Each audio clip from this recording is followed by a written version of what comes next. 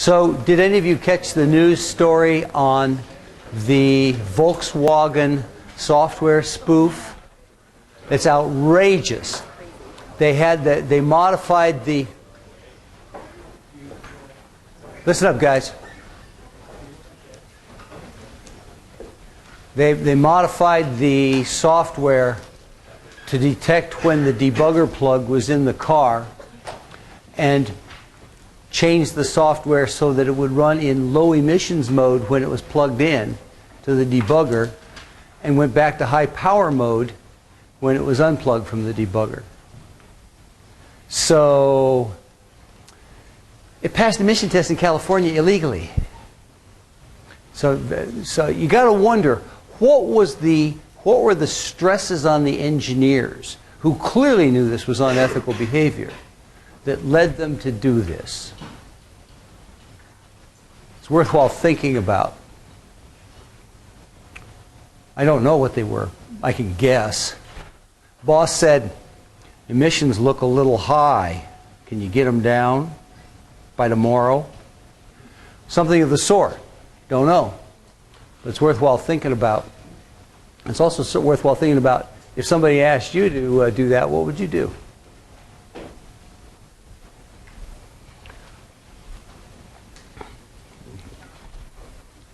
Any questions on Lab 2? Lab was open this morning for a couple hours. Saw all manner of interesting and bizarre things, as usual. Lab will be open tomorrow morning from 10 to about 1. Anybody want to get in there earlier?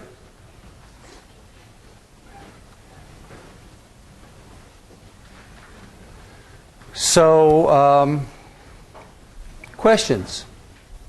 I've seen lots of strange stuff. The direct digital synthesis code, the part where you increment the accumulators, where you do the table lookup, where you add the sine waves together,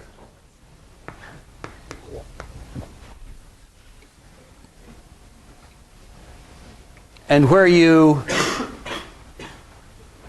do the SPI transaction, must be in the interrupt service routine. There's no way that a thread is going to do this stuff fast enough. The thread timer only runs at 1 kilohertz. The minimum time between 2 executions of a thread is 1 millisecond. So you need to go a good deal faster than that. This all has to be in the interrupt service routine, and nothing else should be in there, except perhaps for a couple of flag checks to see if we're playing or not playing, or ramping or not ramping, something of that sort. But keep it simple in the interrupt service routine.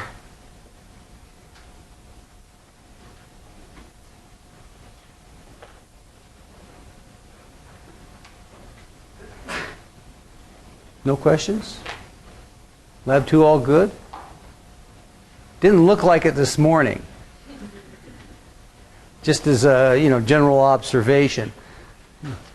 Any variable which is declared inside of a thread, any variable which is defined inside of a thread must be of type static.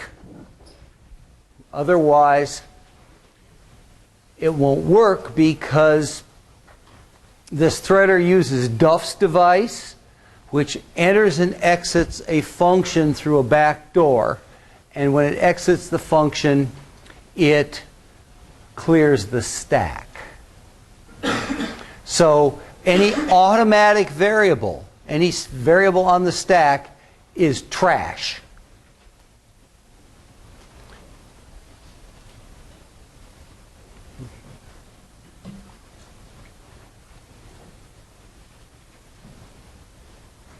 So Lab 2 is good.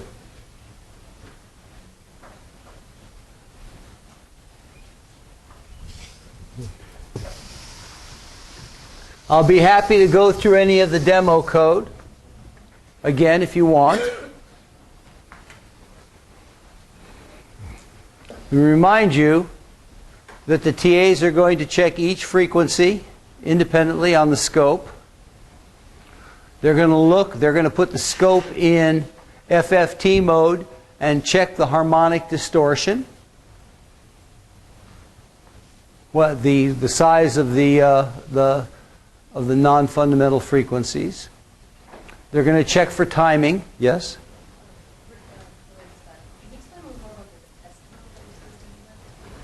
Yeah, so the test mode, there's seven DDS frequencies. And if you're just playing them using the buttons, it's fairly hard to get a good frequency measure on those 7, because it takes the oscilloscope longer to lock onto a frequency than the duration of the tones themselves. So for test mode, you should have some push button, not necessarily on the keypad, some push button someplace, that when you push it, changes from play mode to test mode, so that buttons 1 through 7 now produce a single tone as long as you hold the button down. A single sine wave frequency as long as you hold the button down. So one DDS unit will be turned on, the other one will be turned off. All the other ones will be turned off. We have 1,000 push buttons in a drawer. Let me visualize. Left-hand cabinet, left bank of plastic drawers, halfway across the second row. It says push buttons. They fit on the whiteboards. So all you have to do is set an input port up through a 300 ohm resistor to be grounded through the push button and turn on the pull-up, internal pull-up. Or hook it to VCC, VDD, and turn on the pull-down internally. And you have a push button that you can read. Is that enough on that? So it's just a separate mode, test mode only. So what the TAs are going to do is come in, push the push button, press button 1, and it should read, what is it, 697 hertz, plus or minus 6 hertz, or 7 hertz.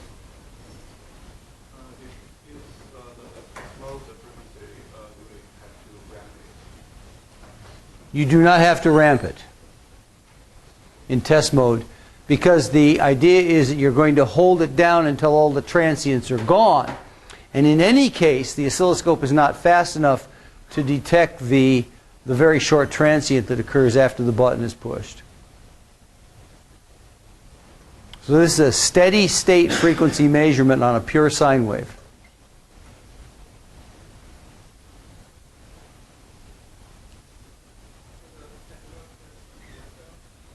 Test mode does not use dual tone. It uses one frequency for each button. Buttons 1 through 7, there are 7 frequencies.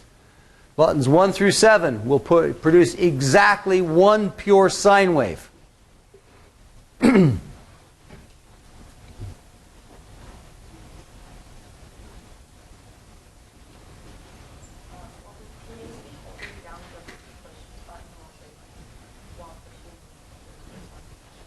Yes, the TAs will be holding the push button down while they press 1 through 7.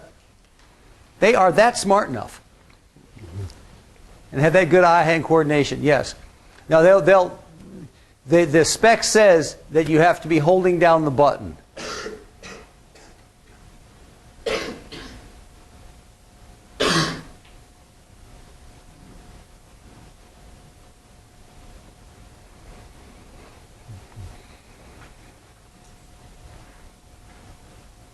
What else? Anything that is on a millisecond time scale should be timed in a thread. Anything that is on a microsecond time scale has to be in an interrupt service routine.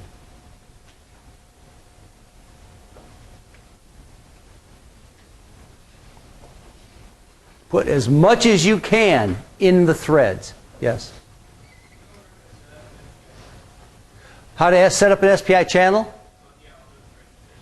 Sure.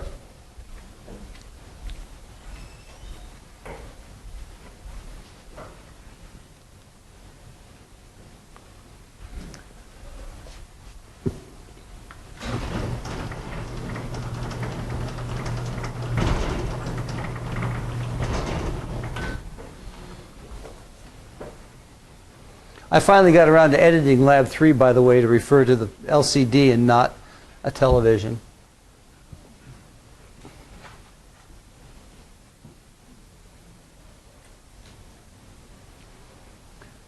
So, oh, I've got a better SPI example than that.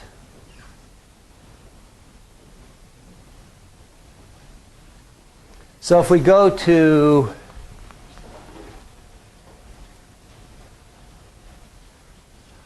this example here, the one that says here,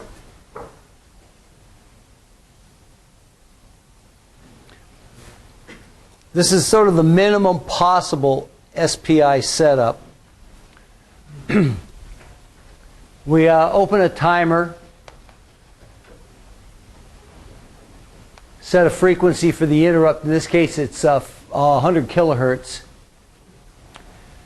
And turn on the interrupt service routine. Then we need to do 3 things to set up the SPI channel.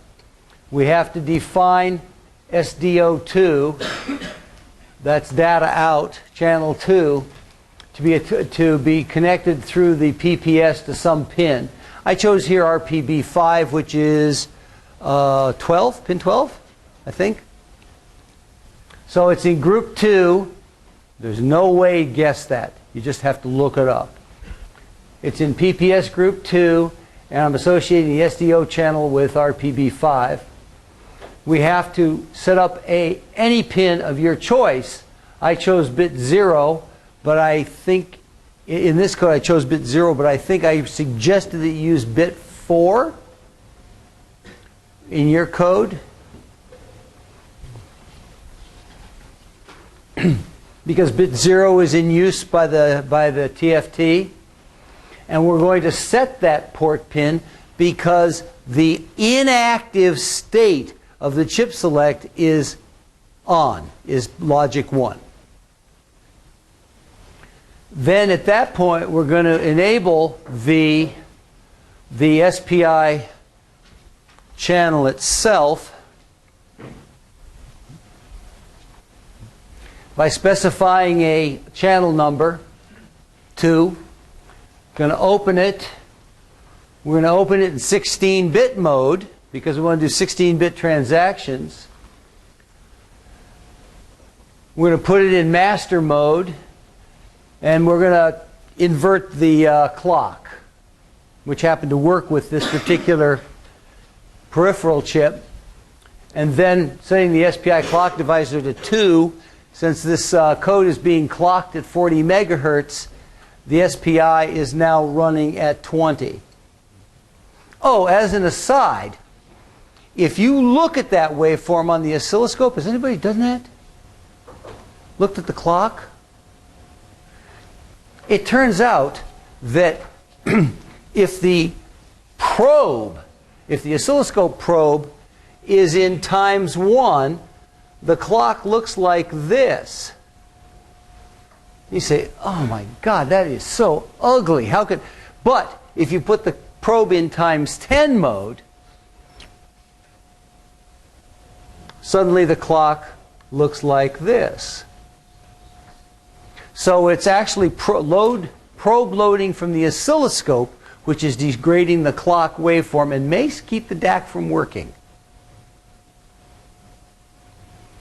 So you need to set there's a little switch on the side of the probe that says X10 and X1, and 10X actually divides by 10 because who knows why.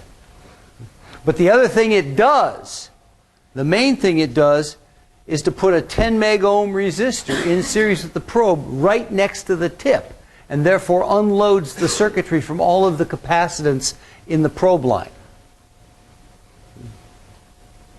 So for high-speed signals, anything above about 8 megahertz or so, you need to put the probe into 10x mode and use that.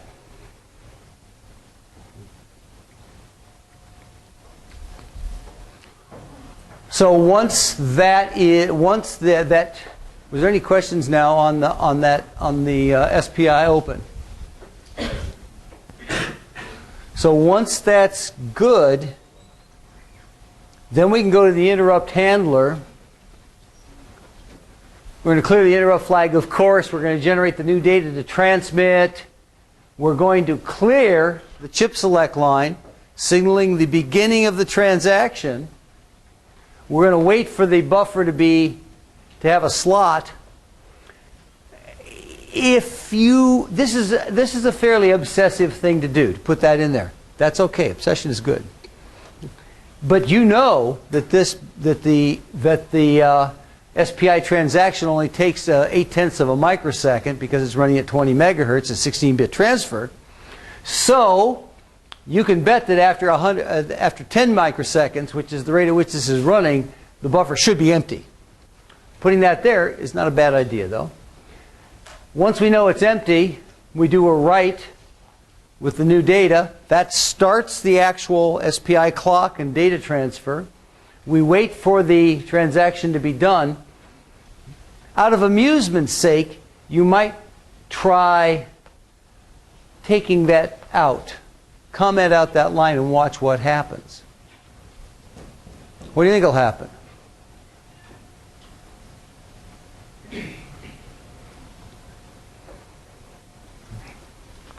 This line will be pulled high almost immediately after the transaction starts.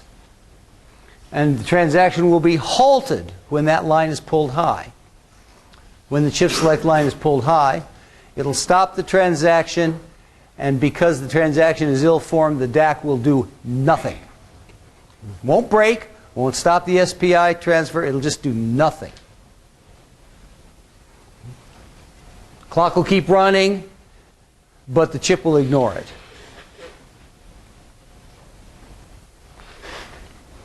Is that enough? Okay. What else? Yes? Say again? This is the external DAC that you are using. It's the MCP8422.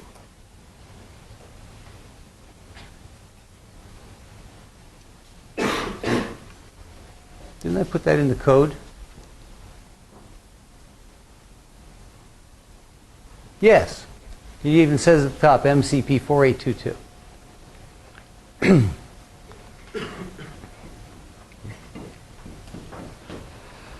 So all you are going to do then for the interrupt service routine is you're going to replace the ramp generator with the direct digital synthesis. Done.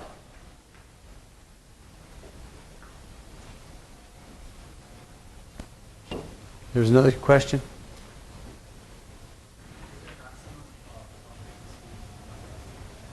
Maximum clock frequency for the SPI.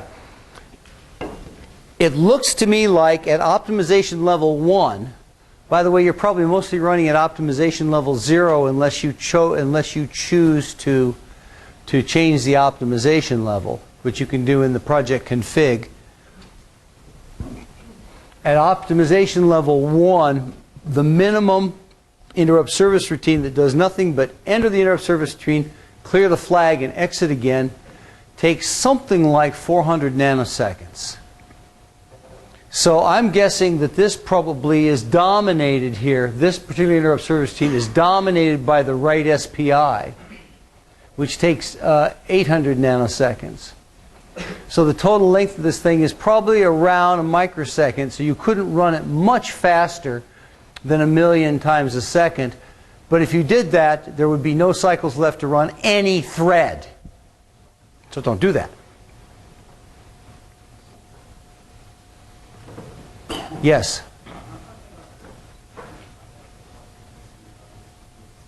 Clock frequency of the CPU itself, if you look at the part number on this CPU, it is a 50 megahertz part. You can read that off the chip, off the package actually. It's a 50 megahertz part, and therefore you can clock the CPU at 50 megahertz. Of course. So now you have to use a divide by the maximum speed for this DAC is 20 megahertz. You can't, if you do a divide by 2 off a 50 megahertz clock, you get 25. That's outside of spec. So now you have to do a divide by 3, which will be what, 18 megahertz or something. So it'll be slightly slower SPI transfer. So it'll take a little longer.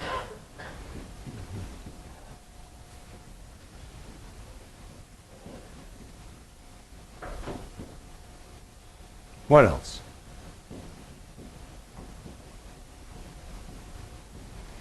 If you change the CPU frequency to 50, you might be sure you also change the timer 5 interrupts, the timer 5 setup in the TFT library accordingly so that milliseconds still read milliseconds.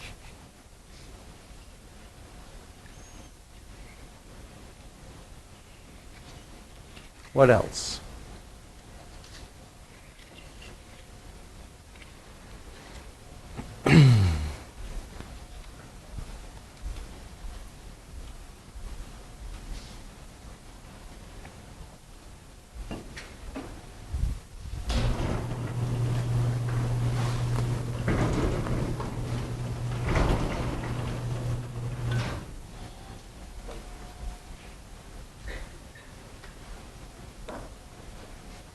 So let's talk, talk about Lab 3. Wait a minute, do I want the board or do I want the white? Lab 3. Actually, mistake.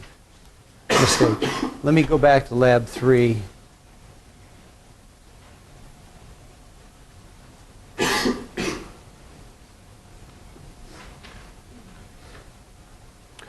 This still says NTSC. That's because apparently I haven't cleared the cache here. Let's do a reload and see if it comes up right, because if it doesn't, there's a problem. TFT, that's better. Okay. TFT video game. So there's several technologies we need to talk about here. I did sort of an introduction to this last time. But there's a few technologies we need to talk about here. One is calculating particle dynamics. One is how to turn on the analog to digital converter. Now this is a pretty simple input structure. It's rather slow because your bandwidth on this trim pod is only about 5 or 10 hertz. So setting it up is not very critical, but we do need to talk about that. We need to talk, I think I already talked about the VREF DAC last time. And I'm bringing in the NTSC video page here, not because you're going to generate NTSC video, but because that's where I put some examples of particle dynamics, how to compute a particle system at animation rates. So you might want to look at that, or you might just want to roll your own code.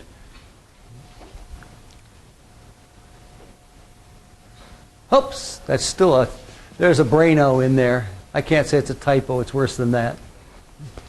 But the dynamics of the system, let's start with the dynamics. I talked about this a little bit last time too. So we're going to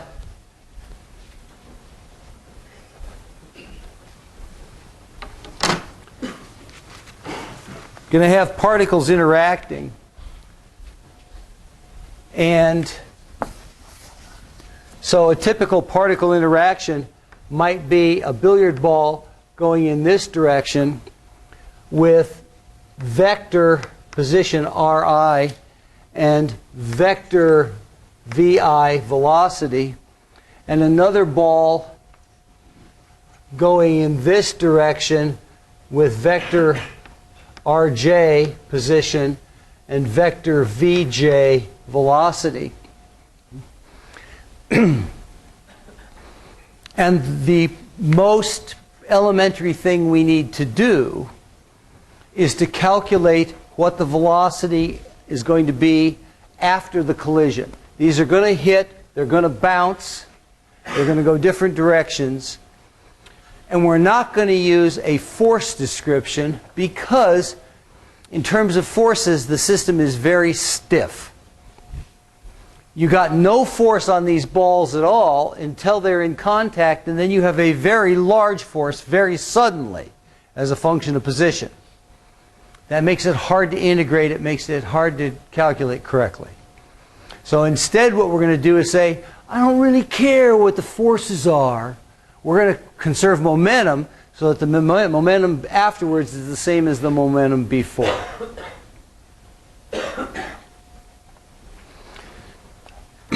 So what we really need to do is to have some relative coordinates. So we're going to define a vector ri minus rj as shown up there. And vij is vi minus vj. So these are like the center to center distance and the relative velocity of the two balls. And the central observation is that for frictionless contact, for frictionless impact of two balls, the only velocity component which can change is the velocity component perpendicular to the surface. Or put it differently, if these things have just hit, beautiful sphere, love it. If these things have just hit,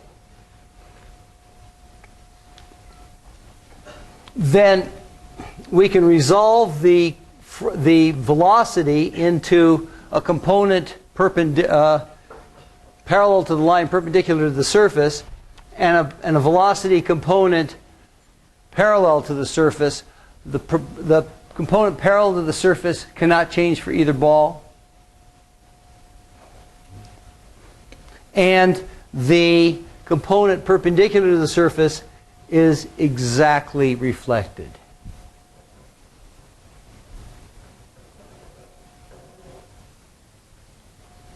You believe in it?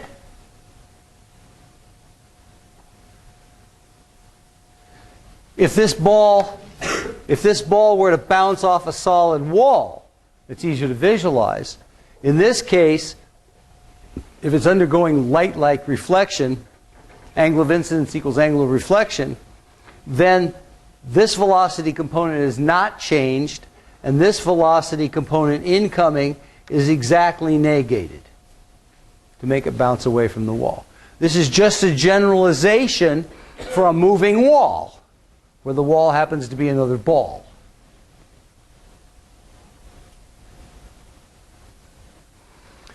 So what we're going to do is this interesting vector trick. That's a dot product. That's a scalar product. That's why that dot's bigger. This is a dot product of these two vectors. So what we're going to do is we're going to project the relative velocity onto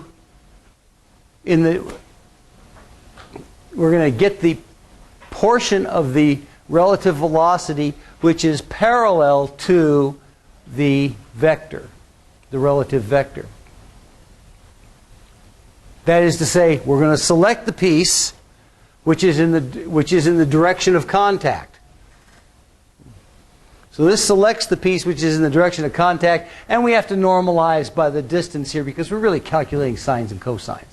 And so we have to normalize by the distance between the centers as they impact. Then, so now we have this velocity component here. Actually, we're going to reflect it back to here, and that's what the minus sign does. Reflects it back the other direction. And now we want to resolve that back into x and y coordinates, into x and y components, so that we can use it for numerical integration. So then we're going to multiply by the direction cosines, by the normalized Rij, which projects this perpendicular speed back onto xy coordinates. So this projects the velocity onto the impact direction. This puts it back in xy coordinates. Compact. Nice. Like it. Any questions on that? Yes? Because you're using the relative velocity, you'll be able to get a particle to move even though it's stationary before the collision? Sure. Okay. If you tee up and hit the cue ball into a stationary ball, it bounces off in some direction. Sure. If all of the momentum, if these have equal mass and these hit square on, then after the collision, this one is going to be moving and this one will be still, in fact.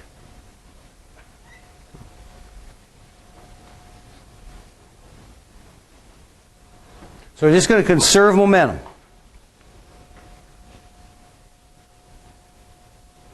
Now, C doesn't have any vector operators. And so you're going to have to reduce all of this back to scalar multiplications. But that's easy to do. You all know how to do that.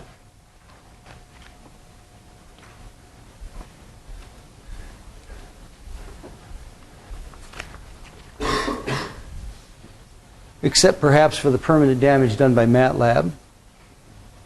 And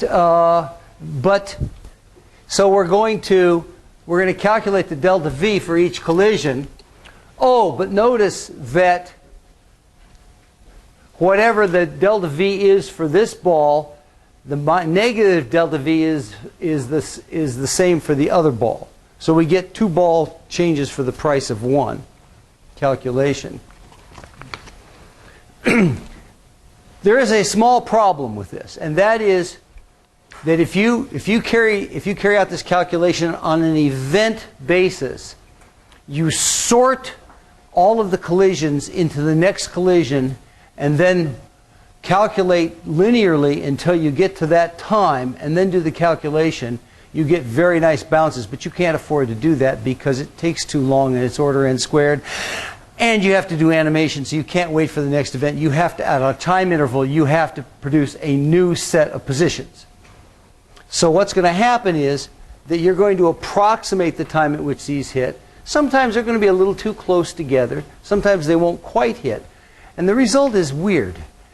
I didn't expect this, but doing the experiment, you tend to get balls sticking together. You tend to form molecules, which is tedious. Or sometimes they'll, and the problem is that they hit, and before they get very far away, the collision detection says, oh, they hit again, and changes and negates the momentum again, and then then they're stuck. So the cheesy trick to make this work is to, once an interaction occurs, don't let it occur again for a few time steps. On the basis that if balls hit, they should probably go away from each other and not interact again for a while. So the approximation is don't do anything until a hit counter overflows, and then go back and allow that interaction again. And this has to be on a per ball basis interaction.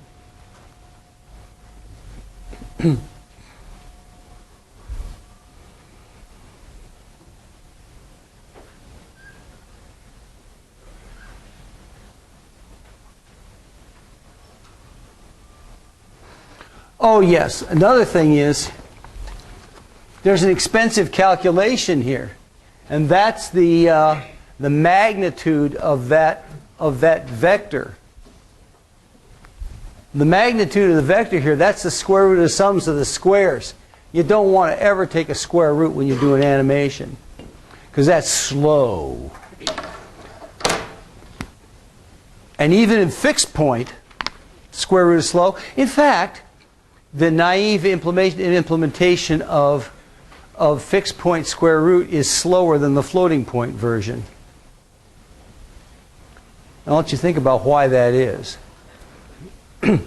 So you do not want to ever do a square root. Oh, but mercifully, we have the condition here where we have two square roots multiplied, so we don't actually have to do that. We just have to divide by r squared. I don't like doing divides in an animation rate either because they're slow, but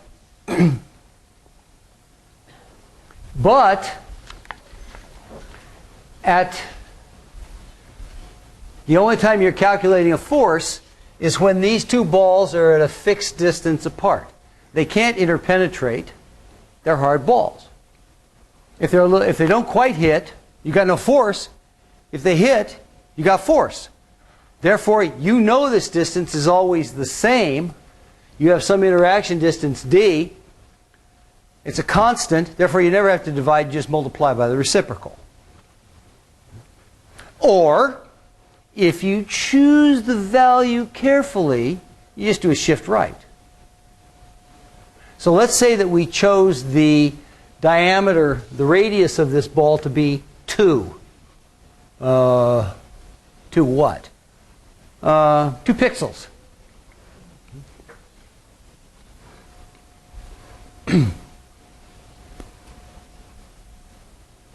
Then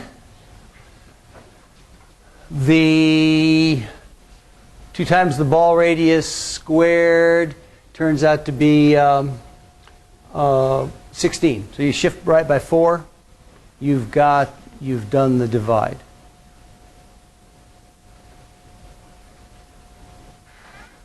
All right.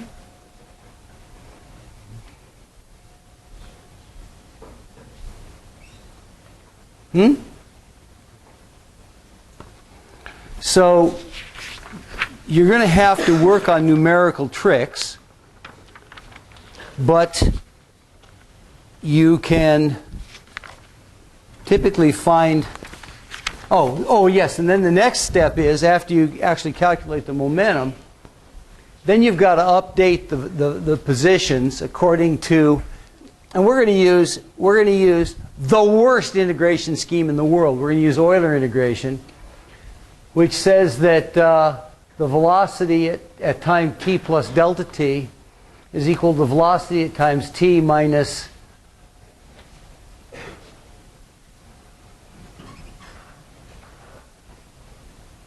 the curve velocity times the drag.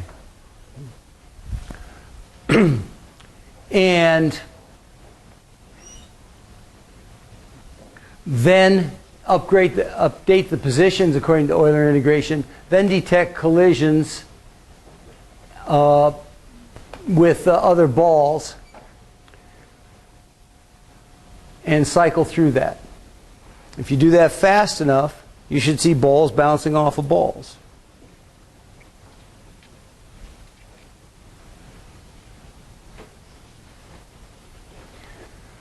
The drag is useful here to have the ball slow down and finally stop. You can make a policy decision in this particular simulation. If a ball stops, should you delete it or should you let it sit there? Sit there or delete it. I think sit there makes slightly more sense, but because there's going to be lots of other balls to blast momentum to it. And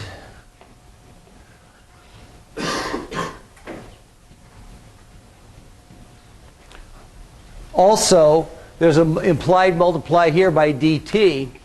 If you choose the units of velocity correctly, let's say that you choose the velocity units to be pixels per frame, then the dt for a frame is 1. and so the multiply disappears. As long as the velocity is in pixels per computational frame.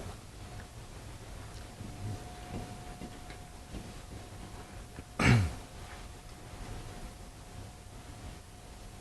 awfully quiet. So you're going to have to go home and read this and come back with questions because there's lots of stuff here.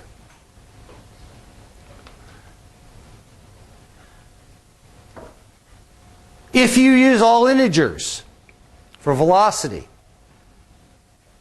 then the lowest speed you can get is 0. That's boring. The next lowest speed is 1 pixel per frame. Let's say you're doing 60 frames a second. The balls are moving at 60 pixels per second. It's inhumanly fast. That immediately suggests you're going to have velocities which are fractional pixels per frame. You have to be able to have a particle move slower than 1 pixel per frame, which suggests that you're going to have to go to fixed point arithmetic or floating point. But since you're going to be graded on performance here, I suggest you don't use floating point. It'll cost you a factor of 2 to 3 in performance.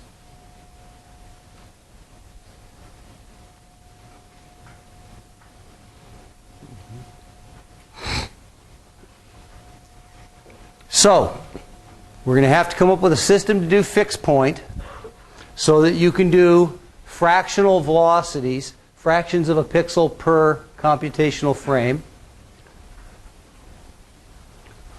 We're going to have to probably therefore have fractional positions, fractional pixels as well, so that the motion is not quite so quantized across the screen.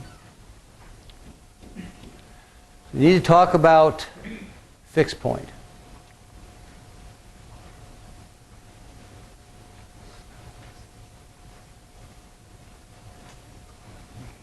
So does the vector dynamics look familiar? It's a long time ago. Quite often, I'll have students say, I don't understand that stinking vector notation. I'm going to do everything as a pile of sines and cosines. And you can do that.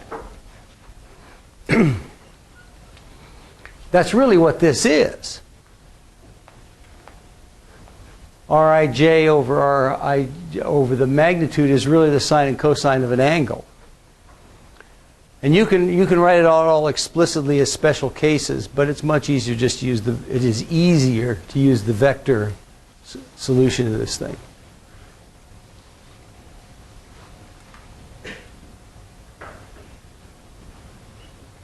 What's the range of velocities that we would be expected to have velocity numbers? So the range, I believe, in the write-up is specified as a rather high value, but let me see what that was. Minus 30 to minus 60 pixels per second. So, oh yes. What would you say is the minimum frame rate for animation? 15. Yes? 24. So, interestingly, 24 is the rate of movie projectors. You know, old-style movie projectors. 15 happens to be the rate of animation of Saturday morning cartoons. Are any of you old enough to have actually watched Saturday morning cartoons? So, what was current when you were children? What? Arthur? I don't even know what that is. My kids, it was Power Rangers. And what was it? The animals that turned into the giant robot.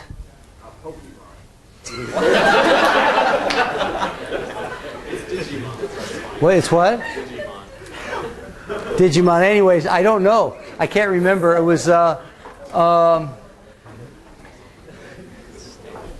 But these things came together and turned into this giant robot, flaming robot. Great for Saturday morning. Anyways, to keep the cost of animation down, they did various things, including reduce the frame rate. And even though the television frame rate is 30 frames per second, what they did was duplicate animation frames and drop the effective animation rate to 15 per second. And most people would say that that's cheesy but good enough. And I think you ought to aim for at least 15 frames a second, which limits the amount of time you have to do computations of all sorts. So at 30 frames per second, or at 30 pixels per second, that sounds like 2 pixels per frame, something like that.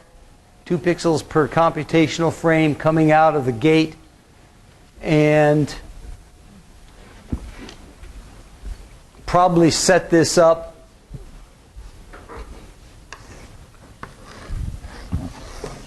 with a ball cannon over here, which is firing balls out. And you notice that they don't all go in the same direction. It's +5 to -5 Vy, randomly picked. So they're flying in all directions here. And then over here is a paddle that you're moving back and forth to try and deflect these things.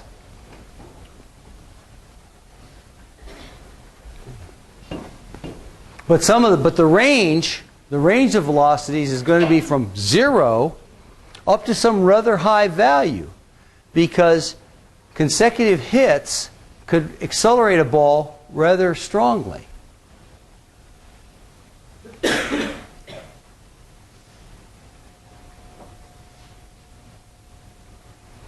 What I'm going to suggest you use is 1616 fixed point. 1616 fixed point, which has a range of 2 to the 15th, plus or minus 2 to the 15th, and a resolution of 2 to the minus 16. That's a pretty good range. So this is the resolution. You'll be able to do a fairly wide range. So convert from 2 to the 15th. How big is that in decimal? Take the 15, divide by 3.2, and you have the number of decimal digits. So that's like 32,000, right? Or you ask, what is the resolution? 2 to the minus 16, divide by 3.2, and you get something like 10 to the minus 5. Why 3.2? This is an obscure one. It's the ratio of log 10 to log 2.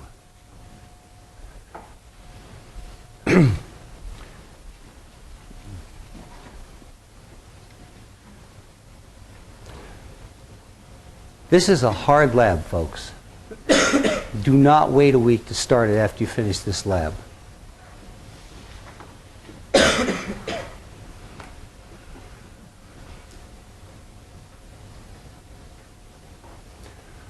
That's compounded with the fact that the last 4 days of the lab are fall break. So people that come back on Tuesday from fall break will demo Wednesday morning.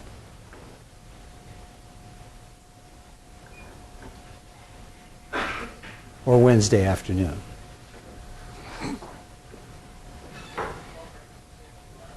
Say again? Nope. But what do you need to get in the lab for? You're going to have the whole debugging set up right in front of you.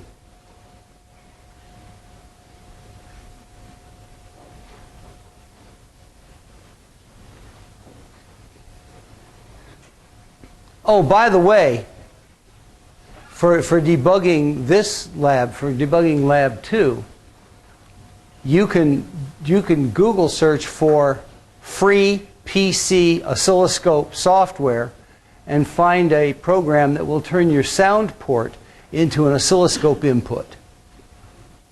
So you plug in a jumper cable, you plug it into your DAC output, and you can watch the waveform on your PC, on your laptop screen.